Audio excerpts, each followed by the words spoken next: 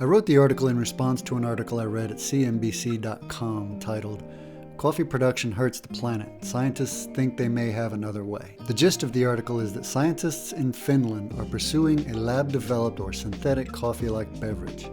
The main goal of the research is to reduce coffee's negative impact on the environment. According to the argument, coffee's negative impacts on the environment include the wet milling process uses significant amounts of fresh water.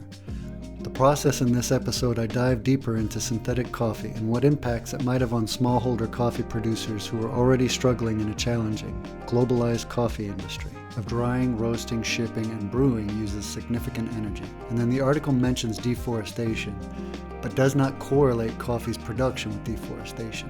It misleadingly mentions Brazil's total deforestation without any mention of the amount of net deforestation attributed to coffee production. I emphasize net deforestation because the coffee tree is a tree capable of carbon capture, storage, and utilization. In fact, intensive cropping systems that effectively utilize nitrogen fertilizer can actually improve carbon sequestration. That, according to a recent review published in Frontiers in Environmental Science titled Appraisal of Carbon Capture, Storage, and Utilization Through Fruit Crops by Sharma et al., published July 29, 2021. Quote, "Researchers have shown that the application of nitrogen supplement to an orchard enhanced the capturing of more carbon, thus lowering the net global warming potential in a California almond orchard. The key point I want to make in regards to the review is to think about coffee crop as a perennial plant as opposed to a field crop. The distinction is important. Here's another quote from the paper.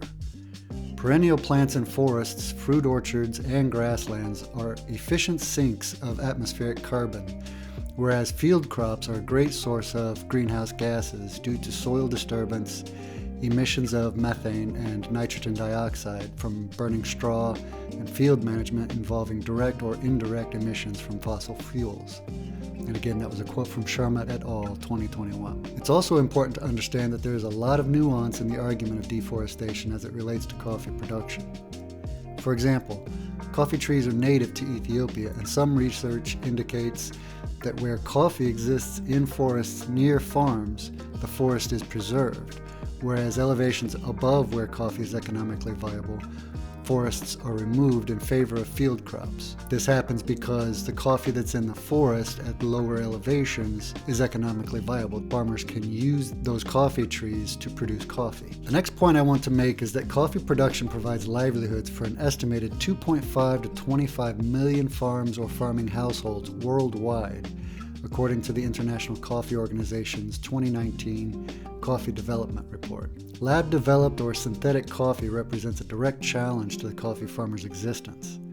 One of the points I made in the article is that now it's time to upskill, reskill, or transition struggling coffee farmers out of coffee. It's not because of the single revelation of scientists pursuing synthetic coffee.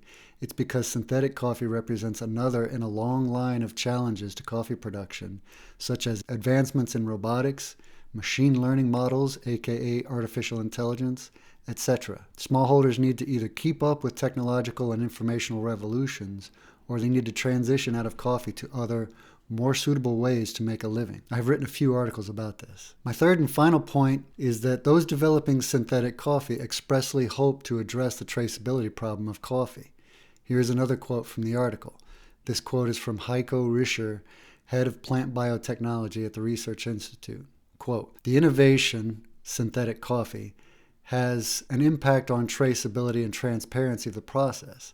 This is often also a big problem in the coffee supply chain. So why do we care about traceability? We care because we want to create more value in the farmer's products in an attempt to get more revenue to the farmer. This is a bedrock of specialty coffee.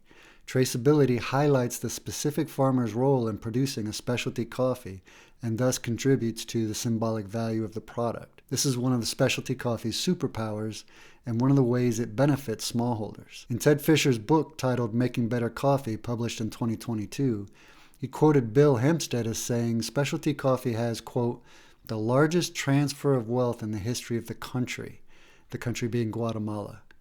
Ted goes on to say that smallholding farmers increased their incomes and expanded their land holdings, leveraging specialty coffee. So fixing the traceability problem by producing synthetic coffee in a lab defeats the purpose because it directly competes with smallholder farmers.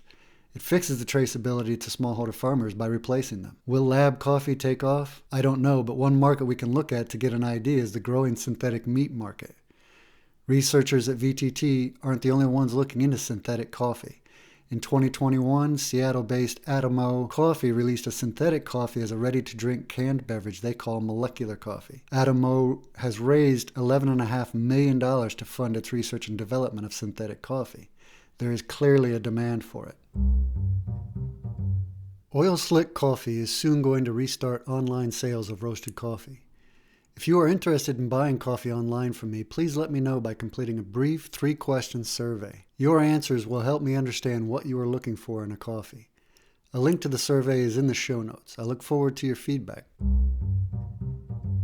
If you are interested in more interesting quotes from, as well as links to, articles I referenced for this episode, please see the episode homepage, which has lengthy notes available. Now for the article. This is an adapted version of a post I made on LinkedIn. Quote, scientists in Finland are trying to come up with a sustainable, lab-grown alternative for the next cup of coffee, but the technology for producing it is still very costly. Now is the time to start transitioning farmers who simply can't make ends meet through coffee production into a different product or commodity. Even if lab coffee never catches on, those marginal producers will be better off producing something they can make a living from rather than sticking with an unsuccessful product. The following is audio from an interview I conducted with Johan Kui, who manages a coffee mill in the Karo Regency of Sumatra. In the interview, Johan discusses his focus on improving quality as a means to improve revenue. Johan works directly with farmers who are impacted by the coffee price crisis and sees firsthand how they are reacting to it, including farmers who are choosing to transition out of coffee. Conversations like these are invaluable in understanding the complexity and nuance of such problems. One of the farmers, and you already talked to her, she kind of switched from coffee to carrots. And she was saying, like, for coffee, she's kind of like downsizing her coffee farms, right? And focus more on carrots.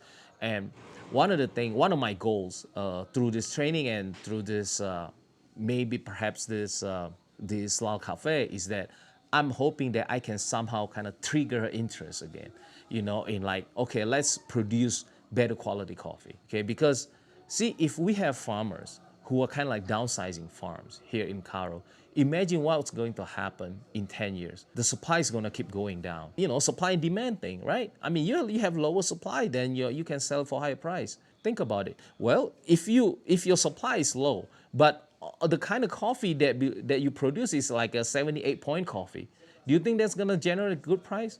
No.